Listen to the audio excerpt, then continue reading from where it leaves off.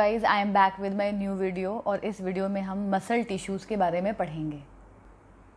Muscle tissue एक ऐसी tissue होती है जो हमारे बॉडी के मस्कुलर पार्ट्स को बनाने में हेल्प करती है और इन टिश्यूज़ की एक स्पेशल एबिलिटी होती है कॉन्ट्रैक्शन करने की, और इस कॉन्ट्रैक्शन से वो हमारे बॉडी पार्ट्स के मूवमेंट में वो हेल्प करते हैं। तो सबसे पहले हम जानते हैं कि बेसिकली जो मस्कुलर टिश्यूज़ होती हैं वो कॉन्ट्रैक्शन किस वजह से कर पाती हैं। तो मस्कुलर टिश्यूज़ में जितने भी सेल्स होते हैं वो दो टाइप के प्रोटीन्स प्रोड्यूस करते हैं, एक्टिन एंड मायोसिन, जिसे हम क्या बोलते हैं, कॉन्ट्रैक्टाइल प्रोटीन्स। इन प्रोटीन्स की वजह से ही ये मस्कुलर सेल्स जो होती हैं, जो कि बैक टू बैक सेल्स मिलकर टिश्यू बनाती हैं, तो ये टिश्यू बॉडी के कॉन्ट्रैक्शन में हेल्प करती हैं और जिसकी वजह से हमारे बॉडी पार्ट्स के मूवमेंट होते हैं। जैसे अगर हम फेशियल एक्सप्रेशन कोई बनाते हैं, स्माइलिंग और क्राइंग फेस, तो उसमें हमारे मसल्स की जो भी मूवमेंट होती है वो because of the muscular tissues के कॉन्ट्रैक्शंस की वजह से होती हैं। सिमिलरली अगर हम प्लेइंग कर रहे हैं या डांसिंग कर रहे हैं, गेमिंग कर रहे हैं, तो उसमें भी जितने भी बॉडी पार्ट्स की मूवमेंट हो रही है या अभी मेरे फिंगर्स की जो भी मूवमेंट हो रही है because of the presence of this muscular tissue.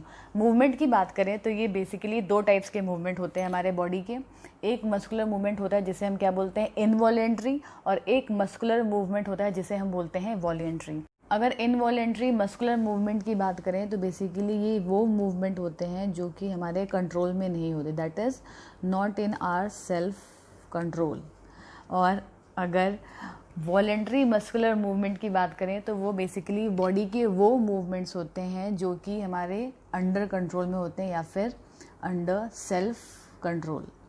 Like अगर मैं इस पेन से लिख रही हूँ तो ये पेन से लिखना क्या है, ये मेरी एक बॉडी की एक्टिविटी है या बॉडी पार्ट्स के मूवमेंट है जो कि हमारे अंडर कंट्रोल में है। तो इस टाइप के मूवमेंट को हम क्या बोलेंगे, मस्कुलर मूवमेंट को क्या बोलेंगे, वॉलेंट्री मस्कुलर मूवमेंट। और अगर हमारे हार्ट बीट्स का बीटिंग होना, तो बेसिकली वो क्या है, वो मूवमेंट हमारे कंट्रोल में नहीं है, तो बेसिकली उस मूवमेंट को हम क्या बोलेंगे, इनवॉलेंट्री मस्कुलर मूवमेंट।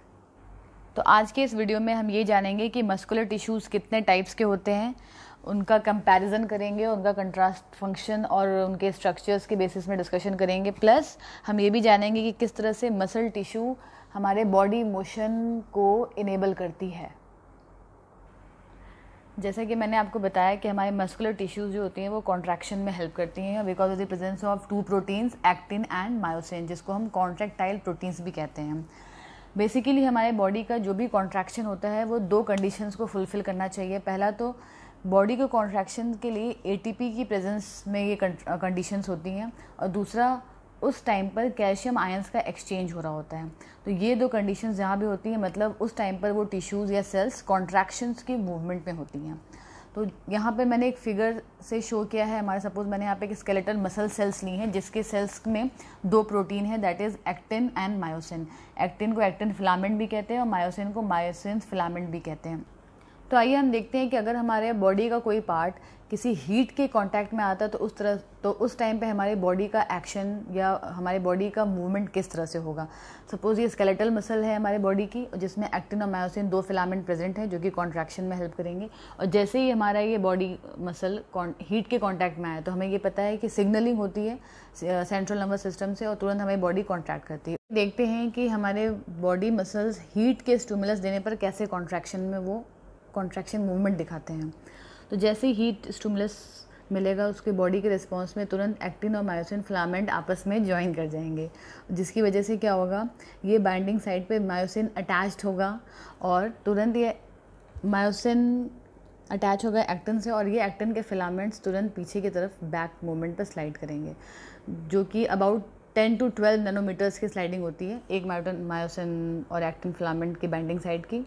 और इस मायोसिन और एक्टिन के स्लाइडिंग मोशन से क्या होगा, जो हमारे जो स्केलेटल मसल्स हैं वो भी क्या करेंगे, पीछे की तरफ कॉन्ट्रैक्ट कर जाएंगे या फिर मूव कर जाएंगे, और इस कॉन्ट्रैक्शन से हम इस स्टिमुलस से दूर हो जाएंगे। तो इसी तरह से हमारे बहुत सारे एक्टिन और मायोसिन फिलामेंट्स बॉडी में प्रेजेंट होते हैं जो कि बॉडी के कॉन्ट्रैक्शन मूवमेंट में हेल्प करते हैं। बॉडी में जितने भी मसल सेल्स मिलते हैं जिसको मायोसाइट भी कहते हैं, बेसिकली उनका ओरिजिन किससे होता है, मायोब्लास्ट से। और ये मायोब्लास्ट किस जर्म लेयर से बनी होती है, मीजोडर्मल जर्म लेयर से। स्टूडेंट्स, मैंने जर्म लेयर के बारे में अपने प्रीवियस वीडियो सेशन में भी बात किया है, और उस लिंक को आप क्लिक करके, जो कि आई नोटेशन में दिया गया ऊपर, आई कार्ड को क्लिक करके आप उसके बारे में डिटेल में जान सकते हैं। तो ये तो बात होगी ओरिजिन की कि मसल सेल्स किस जर्म लेयर से बनी होती हैं, मेसोडर्म लेयर से। और ये मेसोडर्म लेयर्स पहले ट्रांसफॉर्म होती है मायोब्लास्ट में, और फिर ये मायोब्लास्ट हमारे बनाती है हमारे मसल टिश्यूज़ को, और ये सेल्स आपस में कंबाइन करके हमारे मस्कुलर टिश्यूज़ को डेवलप करती हैं। तो अब हम बात करते हैं इसके टाइप्स की। तो बेसिकली मस्कुलर टिश्यूज़ का types on the basis of their movement के बेसिस पे, किस तरह की मूवमेंट शो करते हैं उस बेसिस पे उनका डिवीजन किया गया है। तो पहली मूवमेंट होती है वॉलेंट्री और दूसरी मूवमेंट होती है इनवॉलेंट्री। वॉलेंट्री मूवमेंट वो जो कि हमारे सेल्फ कंट्रोल में मूवमेंट है। तो ऐसी जो भी मस्कुलर टिश्यूज़ जो हमारे सेल्फ कंट्रोल में होती हैं उन्हें हम क्या बोलते हैं, स्केलेटल मसल सेल्स। एंड ऐसे जितनी भी मस्कुलर मूवमेंट है जो कि इनवॉलेंट्री हैं या फिर हमारे सेल्फ कंट्रोल में नहीं है, उनको बेसिकली दो पार्ट्स में डिवाइड किया गया है। पहला है स्मूथ मसल सेल्स और last one is what, cardiac muscle cells. तो जैसे कि इस नाम से ही सजेस्ट है कि स्केलेटल मसल सेल्स वो मस्कुलर सेल्स होती हैं जो कि हमारे स्केलेटन यानी कि हमारे बोन्स से अटैच होती हैं और हमारे बोन्स के मूवमेंट में वो हेल्प करती हैं। और स्मूथ मसल सेल्स वो मसल सेल्स होती हैं जो कि हमारे बॉडी के इंटरनल ऑर्गन्स को बनाने में हेल्प करती हैं। And the last one that is cardiac muscle cells, ये बेसिकली स्पेशलाइज्ड सेल्स हैं केवल हमारे हार्ट को बनाने के लिए, उसके कॉन्ट्रैक्शन और रिलैक्सेशन को कंट्रोल करने के लिए। मैंने आपको बताया कि स्केलेटल मसल सेल्स हमारे बोन्स या फिर स्केलेटन से अटैच होती है और उनके कॉन्ट्रैक्शंस को करके वो हमारे बॉडी के जितने भी वॉलेंट्री मूवमेंट्स होते हैं like locomotion, facial expression, body posture के मूवमेंट को करने में हमारे बॉडी में वो हेल्प करती है। तो बेसिकली हमारे बॉडी का 40% ऑफ द बॉडी मास किस मसल सेल से बना होता है, स्केलेटल मसल सेल से बना होता है। तो ये हमारे सारे वॉलेंट्री एक्शंस को कंट्रोल करती है। लेकिन इसका एक और इम्पॉर्टेंट फंक्शन ये है कि कॉन्ट्रैक्शन करते टाइम हमारे बॉडी की skeletal muscle cells heat generate करती हैं और ये हीट बेसिकली एक बाई प्रोडक्ट है कॉन्ट्रैक्शन का, जो कि शिवरिंग के टाइम पर, जो कि हमारा क्या है, एक इनवॉलेंट्री एक्शन है। क्योंकि बहुत बार आपने देखा होगा कि जब हम किसी को ठंड लग रही होती है तो हमारी बॉडी शिवर करने लगती है और उस शिवरिंग के टाइम पर जो ये हीट जनरेट हुई होती है वो हमारे बॉडी के टेम्परेचर को कंट्रोल करने में हेल्प करती है। इट मीन्स कि skeletal muscle cells voluntary action के साथ साथ एक शिवरिंग जो कि इनवॉलेंट्री एक्शन है, जो कि कोल्ड स्टिमुलस मिलने पर हमारी बॉडी रिस्पॉन्स करती है, उस एक्शन को भी ये कंट्रोल करती है। और उस टाइम पे क्या करेगी, जो हमारे बॉडी में हीट जनरेट हुआ है बिकॉज ऑफ द कॉन्ट्रैक्शन, ये हीट हमारे बॉडी के टेम्परेचर को कंट्रोल करने में हेल्प करती है, जिसको थर्मल होम्योस्टैसिस भी बोला जाता है। वहीं स्मूथ मसल सेल्स हमारे इंटरनल ऑर्गन्स के मसल्स के कॉन्ट्रैक्शंस और रिलैक्सेशंस में हेल्प करती है। लाइक हमारे रिप्रोडक्टिव ऑर्गन्स, स्मूथ मसल्स जो कि यूट्रस में प्रेजेंट होती है, that help a women to push out her baby. Similarly वो स्मूथ मसल सेल्स जो हमारे एक्सक्रीटरी ऑर्गन लाइक ब्लैडर में प्रेजेंट होती है, that helps in contraction and to help to push out the urine. And similarly जो smooth muscle cells हमारे digestive system में present होती है, वो बेसिकली फूड के मूवमेंट को हेल्प करती है through the digestive tract. Similarly, smooth muscle cells also determines the flow of blood in the arteries, and it also present in the trachea and helps in the movement of air to flow of air through the trachea. Plus, smooth muscle cells हमारे human आई के iris में भी present होती है और वो भी उसके भी कॉन्ट्रैक्शंस और रिलैक्सेशंस में ये मसल्स हेल्प करती हैं। और वहीं अगर कार्डियक मसल सेल्स की बात करें तो बेसिकली हमारे हार्ट के वॉल्स, इनर वॉल्स को बनाने में हेल्प करती हैं और उसके रिदमिक कॉन्ट्रैक्शंस और रिलैक्सेशन में हेल्प करती हैं, जिससे हमारे बॉडी में हार्ट ब्लड को पंप कर सकता है ईजिली। आइए अब बात करते हैं इन तीनों मस्कुलर सेल्स के स्ट्रक्चरल एंड फंक्शनल डिफरेंसेस के बारे में। तो सबसे पहले स्ट्रक्चर की बात करें तो यहाँ पे आप क्लियरली विजिबल है कि किस तरह से स्केलेटल मसल्स, स्मूथ मसल्स और कार्डियक मसल्स में शेप का डिफरेंसेस हैं। स्केलेटल मसल्स बेसिकली लॉन्ग और सिलिंड्रिकल शेप्स की हैं, वहीं स्मूथ मसल्स स्पिंडल शेप्स की हैं और कार्डियक मसल्स बेसिकली लॉन्ग हैं पर इसमें ब्रांचिंग मिलती है। तो इस तरह से इनके शेप्स का डिफरेंस हो गया, that skeletal muscle is cylindrical in shape, smooth muscle is spindle in shape and cardiac muscle is long and branched in shape. Next अगर इनके न्यूक्लियर स्ट्रक्चर की बात करें तो स्केलेटल मसल्स में आप देख पा रहे हैं कि ये पूरे एक सेल्स के कॉम्बिनेशंस में बहुत सारे न्यूक्लियस प्रेजेंट हैं पर सेल, और ये सभी न्यूक्लियस एक ही साइटोप्लाज्म को शेयर कर रहे हैं।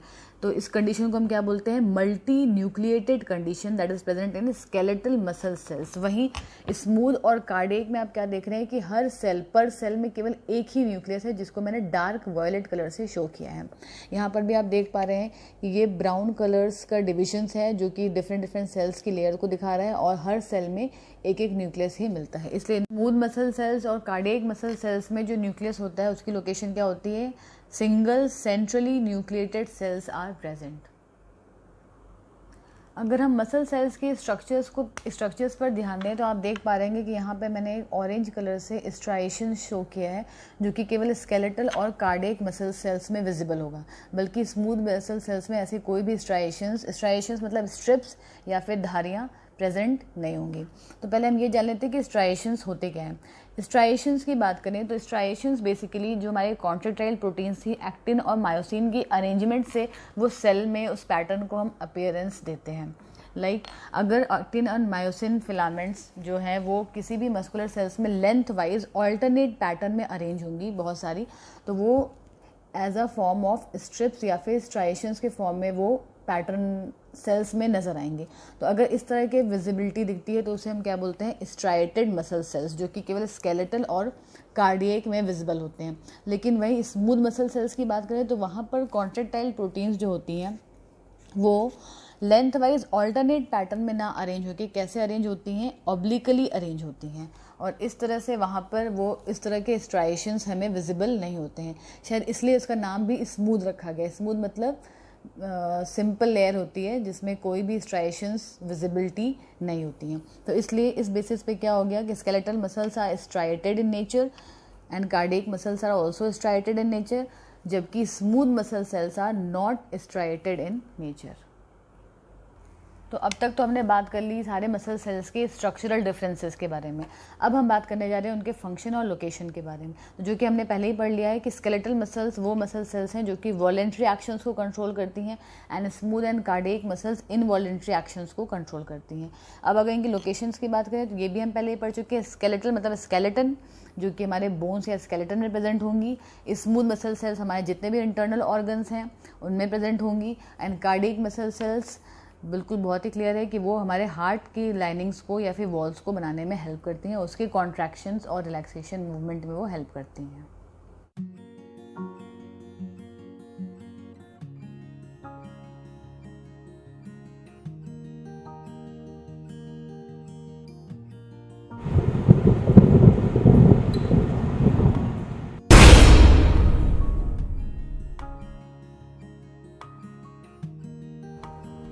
तो स्टूडेंट्स आज के वीडियो में बस इतना ही। अब आप थिंक विदाउट इंक सेशन में सारे गिवन क्वेश्चंस को सॉल्व करिए और उसके आंसर्स मुझे कमेंट करके ज़रूर बताइए।